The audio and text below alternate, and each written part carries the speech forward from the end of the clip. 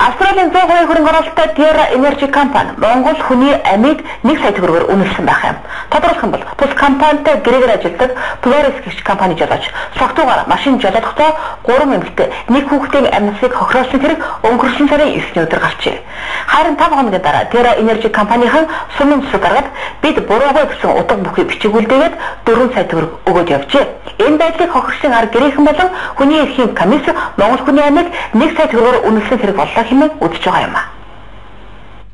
3 ээж нэг хүүгийн амийг хохироосон хэргийн цаана 4 өрхийн амьдрал элэг эмтэрч 6 хүүхэд хүнчи хоцроод байна. Согтоо жолоочийн балаг 4 өрхийн амьдралыг эргүүлчихэд байхад 4 сая төгрөг төлчихөд бид буруугүйгээд арга гэрийнхэнтэй нэг ч удаа уулзаагүй байгаа уулуурхайн компанийханд талигаачдын арга гэрийнхэн үгд айсан юм а.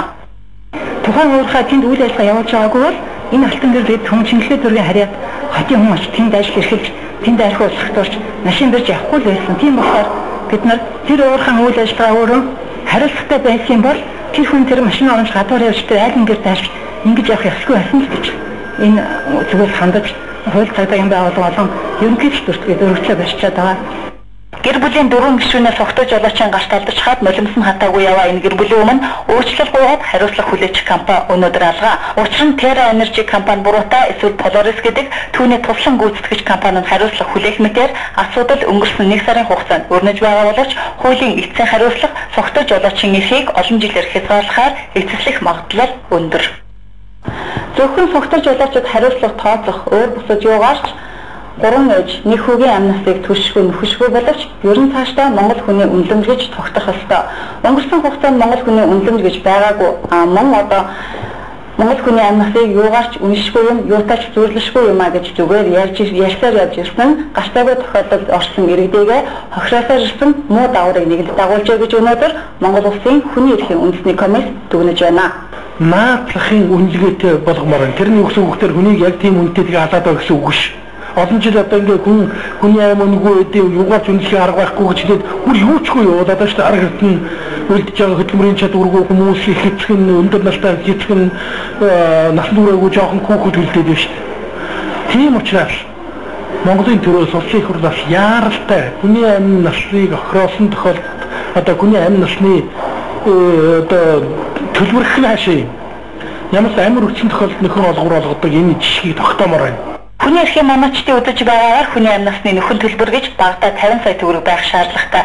Энэ нь Terra Energy Polaris гэх компанийханд ч хамаатай. Мэдээж энэ нь согтоо жолоочийн хариуцлагаас гаднах хэрэгэ. Ер нь уулуурхайн салбарт хүний амь нас эрсдээд хэн нэг компани буруутай гэдг нь тогтоогдсон ч Монгол хүний үнэлэмж гэдэг зүйл байхгүй болохоор компани хариуцлагаас мултарч арга цаасаар ирсэн байна. Харин уулуурхайн салбарт хүний амь нас эрүүл мэндийн асуудал Австрали, Канада зэрэг улсуудад тухайн уулуурхайн компанийн ашигын хувьтай тэнцвэрлэх замаар нөхөн төлбөрийг тооцож олгодог байх юм.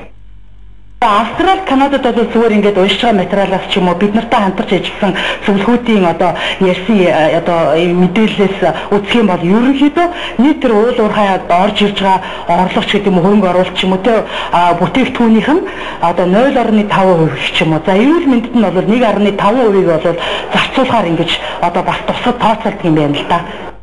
Тэгэхээр Terra Energy гэх компаниг уулуурхайн салбарт хүний амь нас өөрсдөөс нь хамаарч эрсдсэн тохиолдолд ямар хэмжээний хариуцлага хүлээх ёстой байдаг талаар баримжаатай гэж үзэж болох нь. Учир нь энэ компани Австрали улсын 100% хөрөнгө оруулалттай компани маа. Бид Terra Energy компанийн цэлмэгдэгч ажилтнтай утсаар холбоо барьж 4 хүний амь настай холбоотой хэрэгт өөрсдийнх нь байр суурийг сонсоход бид буруугүй гэдэг хариулт өгчүүлсэн. Гэхдээ энэ компаниас хохирогчдын арга гэрийнхэн өмчирч үлдсэн 4-өөс 15 насны 6 хүүхдийн насанд хүрэх хүртэлх асран хамгаалуулах зардал зэрэг нөхөн төлбөрүүдийг шаардаад байна.